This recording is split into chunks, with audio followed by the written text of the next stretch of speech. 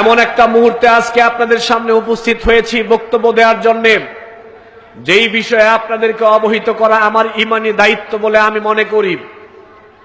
একটু আগেও অনলাইনে দেখে আসলাম, সারা পৃথিবীতে, বাংলাদেশ সহকারে সারা পৃথিবীতে আজকে মুসলিমরা যেভাবে নির্যাতিত হচ্ছে তার নমুনা স্বরূপ একটা নির্যাতনের চিত্র দেখে আসলাম মায়ানমার এবং বার্মার। এটা শুধু মায়ানমার বার্মা নয়, সে আপনি আফগানিস্তান বলেন, ফিলিস্তিন বলেন, সেখানে আপনি ইরাক বলেন, বিশ্বের বহু দেশে মুসলিমরা আজকে নির্যাতিত, পিছনও নির্যাতিত হয়েছিল। কিন্তু আজকে মুসলিমরা এতই নির্যাতিত হচ্ছে, নির্যাতনের মাত্রা এখন প্রকট আকার ধারণ করেছে, যেইগুলো যদি কোনো মানুষ, ওই নির্যাতনের চিত্র যদি কোনো মানুষ নিজ চোখ দিয়ে দেখে, কোনো মুসলিম এই ভিডিও দেখে স্থির থাকতে পারবে না। আপনি যদি অনলাইন ইউজ করেন তাহলে ওই ভিডিও যদি আপনি দেখেন, আপনি স্থির থাকতে পারবেন না। মানুষ কতটা নিষ্ঠুর হয়, মানুষ কতটা পশুর চাইতো নির্মম হতে পারে, আপনি যদি সেই ভিডিওগুলো দেখেন আপনি সহ্য করতে পারবেন না। ফেরাউনও নিষ্ঠুর ছিল, নমরুদ নিষ্ঠুর ছিল, আবু জাহেল নিষ্ঠুর ছিল, কিন্তু আজকের যুগের সারা পৃথিবীর বেঈমান কাফেরদের নিষ্ঠুরতা পূর্ববর্তী কাফেরদের নিষ্ঠুরতাকে ছাড়িয়ে গেছে। আজকে এই নিষ্ঠুরতার নির্মম দৃশ্য দেখে আমরা কি বলবো, আর উচ্চ কণ্ঠে কথা বলবো সেই সুযোগটা আজকে আমাদের নাই। আমাদের বাক শক্তিকে আজকে স্তব্ধ করে দেওয়া হয়েছে। এ কথা আমরা স্পষ্টভাবে সবাইকে জানিয়ে দিতে চাই। ইসলামের জঙ্গিবাদ বলতে কোনো কিছু নাই। ইসলাম জঙ্গিবাদ কখনো সমর্থন করে না, উগ্রপন্থাকে ইসলাম কখনোই সমর্থন করে না। কিন্তু আমাদের মনের কথাগুলো তো আপনাদের সামনে পেশ করতে হবে। আমাদের মনটা কত ব্যথিত, কত কষ্টই পাচ্ছি সারা পৃথিবীর মুসলিমদের নির্যাতনের কারণে, এই আবেগটাও কি আমরা শেয়ার করতে পারবো না? এই অধিকার কি আমাদের নাই? কথা বলেন না কেন? মুসলিম নর নারী, ছোট ছোট বাচ্চার গলার মধ্যে রশি লাগিয়ে তাদেরকে হেঁচড়ানো হচ্ছে, গাছের সাথে বেঁধে দেওয়া হচ্ছে। একটা দেখলাম একটা যুবককে এইভাবে শুলের মধ্যে চড়িয়ে এইভাবে বেঁধে রেখে উলঙ্গ করে লজ্জাস্থানের নিচ দিয়ে আগুন জ্বালিয়ে দেওয়া হয়েছে। ওই আগুন দাউ দাউ করে জ্বলছে, আর ওই মুসলিম যুবকটা আগুনের মধ্যে চিৎকার করছে, আর তার সমস্ত শরীরটা পুড়ে যাচ্ছে। একটু আগেও দেখে আসলাম একটা যুবক ছেলের গলার মধ্যে রশি লাগিয়ে শত শত মানুষ তাকে টেনে নিচ্ছে, আর সবাই হাসছে। এই ভিডিও দেখার পরে আমার সেই চিত্র মনে পড়ে গেল, সূরা বুরুজের কথা আমার মনে পড়ে গেল। আল্লাহ রাব্বুল আলামিন বলছেন, ওয়াস-সামাই যাতিল বুরুজ ওয়াল ইয়াউমিল মাউউদ ওয়া শাহিদু ওয়া মাশহুদ। আমার ওই কথা মনে পড়ে গেল, সূরা বুরুজের কথা। সূরা বুরুজের কথা দিয়ে আল্লাহ রাব্বুল আলামিন মুহাম্মদ সাল্লাল্লাহু আলাইহি সাল্লামকে সান্ত্বনা দিচ্ছেন। আপনার পূর্ববর্তী লোকদের ঘটনা আপনি শোনেন। উখদুদ নামক গর্তে, ওইটাকে বলা হতো আগুনের গর্ত। ওই আগুনের গর্তে মুসলিমদেরকে নিক্ষেপ করার পরে কাফের মুশরিক যারা, তারা চতুর্দিক দিয়ে দাঁড়িয়ে থাকতো, আর মুসলিমদের আগুনে পোড়ার দৃশ্য তারা দেখে হাসতো। আল্লাহ বলছেন, ওয়া শাহিদু ওয়া মাশহুদ, আমি আল্লাহ কসম করে বলছি ওই আগুনের দৃশ্যের, আমি আল্লাহ কসম করে বলছি যারা সেখানে হাসছিল তাদের। মুহাম্মদ সাল্লাল্লাহু আলাইহি সাল্লামকে আল্লাহ রাব্বুল আলামিন সান্ত্বনা দিচ্ছেন এই কথা বলে। মুসলিমদেরকে আগুনের গর্তে নিক্ষেপ করে ওই আগুনের গর্তে, আগুনের মধ্যে ফেলে দিয়ে কাফের শক্তি চতুর্দিক দিয়ে হাসতো, আর মুসলিমদেরকে ওই আগুনে পোড়ার দৃশ্য তারা দেখত। আল্লাহ রাব্বুল আলামিন মুহাম্মদ সাল্লাল্লাহু আলাইহি সাল্লামকে সান্ত্বনা দিচ্ছেন, ওই যারা মুসলিমরা আগুনে নিক্ষেপ করা হয়েছিল, আগুনে তাদেরকে ফেলে দিয়ে তাদেরকে দেখে যারা হাসছিল, আজকে তারা হচ্ছে দর্শক আর মুসলিমরা হচ্ছে দৃশ্য। আমি আল্লাহ রাব্বুল আলামিন আপনাকে এই বলে সান্ত্বনা দিচ্ছি, পরকালে তারা হবে দৃশ্য এবং ঈমানদাররা হবে দর্শক। সুবহানাল্লাহ।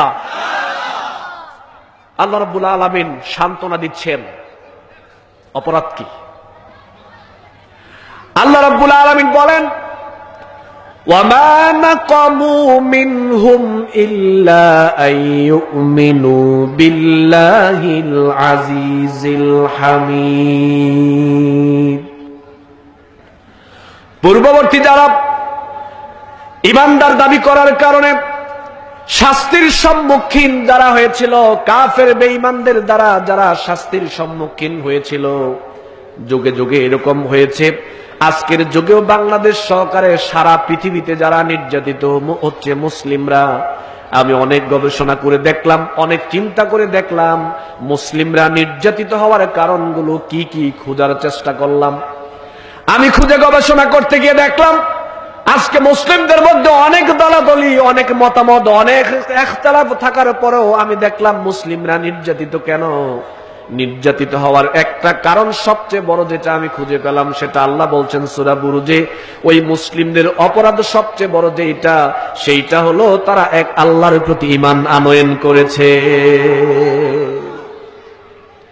পূর্ববর্তী যাদেরকে শাস্তির সম্মুখীন হতে হয়েছে, তাদের অপরাধ ছিল তারা মহাপরাক্রমশালী আল্লাহ সুবহানাহু ওয়া তাআলার প্রতি ঈমান আনয়ন করেছে, এই ছিল তাদের অপরাধ। আমি আপনাদেরকে লক্ষ্য করে বলতে চাই, সারা পৃথিবীতে আজকে মুসলিমরা নির্যাতিত, কিন্তু যারা নির্যাতিত হচ্ছে তারা তো কারো কোনো ক্ষতি করে নাই, কারো কোনো ক্ষতি করে নাই, কাউকে গালি দেয় নাই, কারো সন্তানকে গিয়ে আঘাত করে নাই, কারো ধন সম্পত্তি আত্মসাৎ করে নাই, কারো ধর্মের উপর আঘাত করে নাই। তারপরেও কেন সারা পৃথিবীতে মুসলিমরা নির্যাতিত? নির্যাতিত হওয়ার এক নাম্বার কারণ হচ্ছে তারা মুসলিম, এটাই তাদের সবচেয়ে বড় অপরাধ, ঠিক কিনা? সুতরাং আমাদের মন কাঁদছে, কষ্ট হচ্ছে, তাদের এই দৃশ্য দেখে মনকে ধরে রাখতে পারছি না, চোখ দিয়ে অজরে পানি ঝরছে। শুধু আমি তাদের কথাই বলছি না, যারাই নির্যাতিত হচ্ছে মুসলিমরা, তাদের জন্য আমার কষ্ট হচ্ছে। কেন কষ্ট হচ্ছে? বুখারী এবং মুসলিম শরীফের মধ্যে আসছে, আল্লাহ নবী বলেন, মাসালুল মুমিনিনা ফি তাওয়াদ্দিহিম ওয়া তারাহুমিহিম ওয়া তাআতুফিহিম কামাসালিল জাসাদি। আল্লাহ নবী বলছেন, মুমিনদের উদাহরণ হচ্ছে পারস্পরিক ভালোবাসা, পারস্পরিক সহানুভূতি, পারস্পরিক উদারতার ক্ষেত্রে একজন ইমানদার আর আরেকজন ইমানদার হচ্ছে একটা দেহের ন্যায়, একটা শরীরের ন্যায়। ইদাশতাকা আদু তাদালাহু সাইরুল জাসাদ বিসসাহরি ওয়াল হুম্মা। আরেক হাদিসে আসছে মিশকাত শরীফের, আল মুমিনুনা কারাজুলিন ওয়াহিদিন ইদাশতাকা আইনুহু ইশতাকা কুল্লুহু ইদাশতাকা রাসু ইশতাকা কুল্লুহু। মুহাম্মদ সাল্লাল্লাহু আলাইহি সাল্লাম বলছেন, একজন মুমিন আর আরেকজন মুমিন একটা দেহের ন্যায়। চোখের মধ্যে কোন ব্যথা লাগলে, চোখে কোনো প্রবলেম হলে যেমনি ভাবে তার সমস্ত শরীর সেটা বুঝতে পারে, ব্যথা অনুভব করে, মাথার মধ্যে কোনো ব্যথা পেলে, মাথা ব্যথা হলে যেমনি ভাবে তার সমস্ত শরীর অনুভব করতে পারে। আল্লাহর নবী আমাদেরকে বোঝাচ্ছেন এই উদাহরণ দিয়ে, পৃথিবীর যে কোনো প্রান্তেই যদি কোনো মুসলিম নির্যাতিত হয়, আক্রান্ত হয়, তার ওই ব্যথায় বাংলাদেশে থেকে তোমাকে ব্যথিত হতে হবে। যদি তোমার মনে তার কষ্টে ব্যথা লাগে, তাহলে তুমি ইমানদার। কোন মুমিনের কষ্ট পাওয়ার পরে যদি তোমার কষ্ট না লাগে, তাহলে বুঝবে তুমি ইমানদার নও। ইমানদার মরা ইমানদার। কোন মুমিনের কষ্টে তোমার কষ্ট লাগতেই হবে। তুমি তার মুমিন ভাই, দ্বীনী ভাই, ইমানদার ভাই। মতের অনেক দ্বিমত থাকতে পারে, পার্থক্য থাকতে পারে, তারপরেও সে তোমার দ্বীনী ভাই। আর তোমরা হচ্ছে একটা দেহের ন্যায়। সুতরাং পৃথিবীর যে কোনো প্রান্তেই যদি মুসলিমরা নির্যাতিত হয়, তাদের ব্যথায় আমরা ব্যথিত, তাদের কষ্টে আমরা কষ্টিত, তাদের ওই কষ্ট দেখে আমাদের কষ্ট হচ্ছে। আজকে তাদের জন্য আমাদের কোনো কিছুই করার নাই। ওয়ামা লাকুম লা তুকাতিলুনা ফি সাবিলিল্লাহি ওয়াল মুস্তাদআফিনা আল্লাযীনা ইয়াকুলুনা রাব্বানা আখরিজনা মিন হাযিল ক্বরিয়াতি যালিমি আহলুহা। আল্লাহ রাব্বুল আলামিন বলছেন, তোমাদের কি হলো? তোমরা কেন লড়াই করছো না? তারা ওই নির্যাতিত মুসলিম নারী, পুরুষ, দুর্বল শিশু, তারা আল্লাহর কাছে দোয়া করছে, আমাদের জন্য সাহায্যকারী পাঠান, আমাদের জন্য অভিভাবক নিযুক্ত করেন। আর আল্লাহ আমাদেরকে বলছেন, তোমাদের কি হলো? সাহায্যকারী আবার কারা? সাহায্যকারী তোমরা, তোমরাই সাহায্যকারী। একজন ইমানদারের কষ্টে তুমি সাহায্যকারী, একজন ইমানদারের বিপদে তুমি সাহায্যকারী, তুমি তার ইমানদার ভাই। কিন্তু আজকে তো আমাদের সাহায্য করার মতো কোনো সামর্থ্য নাই। আমরা আল্লাহর কাছে প্রাণ ভরে দোয়া করছি যে আল্লাহ রাব্বুল আলামিন সমস্ত পৃথিবীতে বাংলাদেশ সহকারে সব জায়গায় যে সমস্ত মুসলিম ভাই বোনেরা শিশুরা নির্যাতিত হচ্ছে, আল্লাহ আপনি তাদেরকে হেফাজত করেন, বলেন আমিন।